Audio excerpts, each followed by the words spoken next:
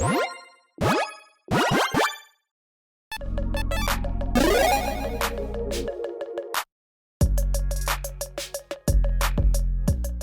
everyone, Mitch coming from the Commander Score Studio. Welcome to the show. So, okay, sorry, I'm a little distracted. Right before I started the episode, I literally hit record, and then the first thing I did was decide to bump my water and then spill it over my desk, and a little myself too. So that wasn't great, but good transition. Here we go. But what is great, nailed it, are these incredible designs. So first up, a huge thank you to Sonsurf369 for allowing me to show off some incredible designs from the custom Magic community. And of course, a huge thank you to their amazing community for making such great designs. Make sure you check them out over on Reddit. And of course, on this episode, I'm going to be highlighting the top 5 scoring submissions of the last week with some incredible bonuses as well at the end, and one that really speaks to me personally. So yeah, make sure you stay tuned for all that. So with all that said, let's jump into them.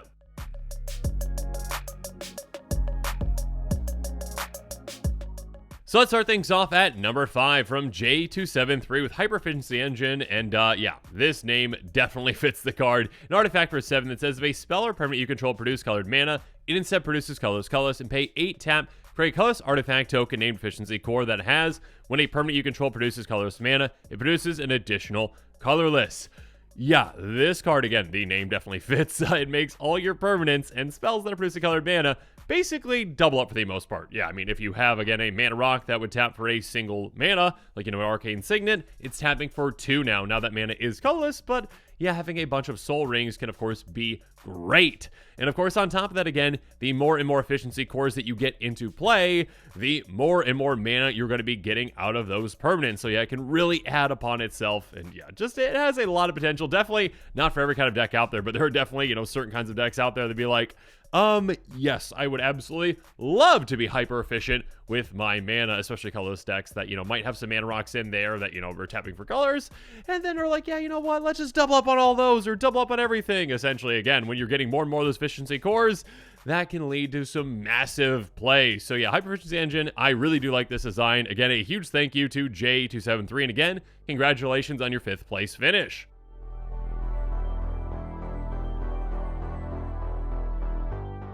But now let's move on to number 4, a design from Oblobble with Moog, Lord of Blood, a 3/3 human mutant demigod that costs 2 red-black that says whenever you attack, each opponent creates a blood token. Whenever an opponent sacrifices a blood token, you draw a card, and then pay red-black tap. Each opponent loses life equal to the amount of blood tokens they control. Yeah, this is a very interesting and unique commander, one that I think has a lot of potential.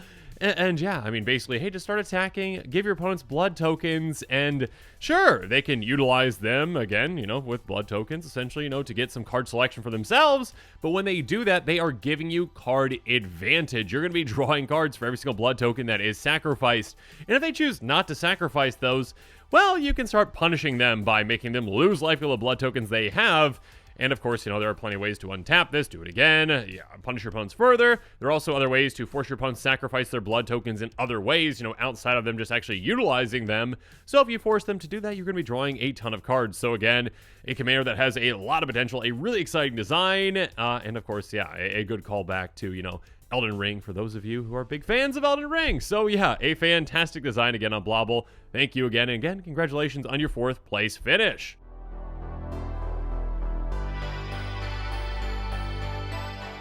But now let's move on to number 3 from 15 Squared. A great design with Master of the 4 Blades. A 1/2 Viashino Warrior that costs 2 and a red. That's right, Viashino are back. Double strike. Combat damage Master of the 4 Blades deals to creatures is doubled. Yeah, that is quite spicy. So not only is this going to be doing double strike damage, but also, again, double damage on top of that to your opponent's creatures. So yeah, you can still smack your opponents in the face for quite a bit if you, soup this up with a bunch of equipment and get it to hit really hard.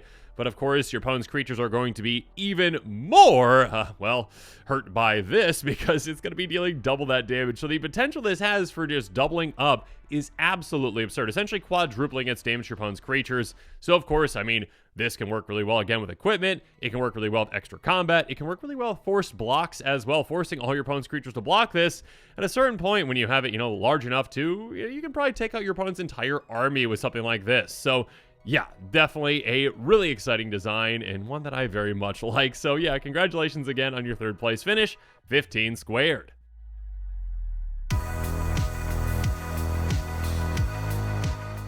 But now let's move on to number 2, a Torrential Gearhulk's design, which is Form of Savagery, a fantastic design, an enchantment aura that costs black-green that says enchant creature. Enchant creature is a green elemental creature with base power and toughness 8/0 and trample. So yeah, this is the kind of aura that does not work on a lot of things because, well, if you put it on a creature and the creature then has 0 toughness, it is just gone. But the potential on the creatures in these situations that it does work is huge.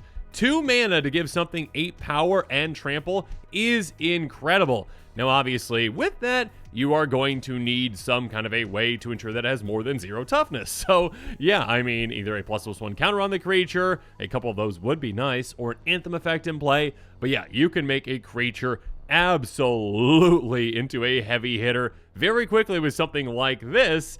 I mean, as early as, again, like turn 2, potentially, if you just get down a creature that might get a counter on it on turn 1. Turn 2, throw this on there, and yeah, you've got yourself a 9/1 trampler on turn 2, so have fun with that. Yeah, this card, again, not for every kind of situation, not for every kind of creature, but again, one that can make a big splashy play in the right situation. So again, congratulations to Torrential Gearhulk for your second place finish.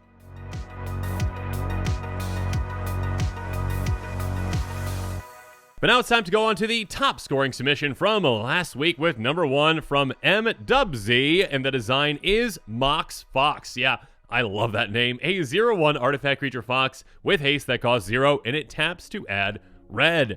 So yeah, definitely a callback to the original MOX, and essentially, yeah, this one's basically, hey, 0 mana creature, mana dork that can tap for a red right away. What's not to love about that? It's kind of, in a way, a fixed Mox, essentially, right? A Mox Ruby, in a way, essentially, but as a creature. So it is much more easy to remove. It still gives you essentially exactly what Mox Ruby does right away. And of course, yeah, sure, you can utilize it in other situations as well. I mean, maybe you've got, ways to pump it. Sure, you can actually swing with it in combat. You're probably never going to do that. But yeah, again, just essentially allowing you to kind of have like a fixed Mox on a creature. That's a pretty cool design. So again, I really like this. I like this concept a lot. I mean, it could definitely be, a cycle of 5, essentially, potentially, 1 for each color. But yeah, I really like this design. I like the concept. Congratulations again on your first place finish, MWZ.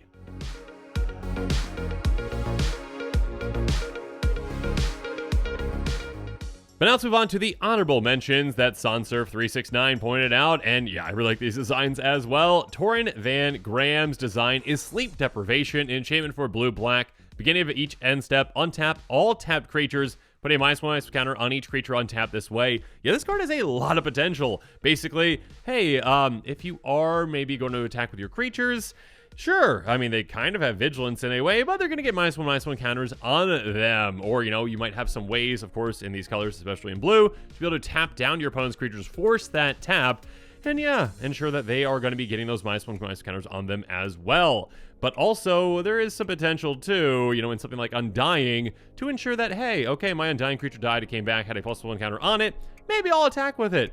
Get it, to be tapped. When it untaps, I will get that -1/- counter on it so that it can undie again. Yeah, definitely a lot of potential with this card. A lot of different cool things that you can do with it in a really cool design. So again, thank you, Torin Van Graham. And the other honorable mention from this week comes from How Very Reddit, nice name. Anyways, and the concept actually is shown on 3 different cards with critical counters. So let's talk about Blast Tip Lancer, a 2/1 human soldier for 1 in a red. Enters the battlefield with a critical counter on it, and that means if a permanent with a critical counter would deal damage to a permanent or player, instead remove a critical counter from it, and it deals double that damage to that permanent or player instead. As long as it's your turn, Blast Tip Lancer has first strike. Basically, I mean, critical counters are a way to kind of just double up your damage, which is really cool. Again, can definitely pair really well with something like Double Strike. I really like this concept. I think it could definitely be a type of counter that Wizards could utilize, and it can be applied in different ways, as we can see with Voltaic Charge. A sorcery for 1 in a red. Whenever a creature is battlefield under your control this turn, put a critical counter on it. It gains haste until end of turn. So yeah, that could have a lot of potential. Devastating Ambush, a great name for it. Untap all creatures you control, put a critical counter on each. So yeah, you might look like you're tapped down. All of a sudden you're not, and your creatures are hitting for twice as much. So yeah, a really cool concept for a brand new kind of counter. Thank you again, How Very Reddit.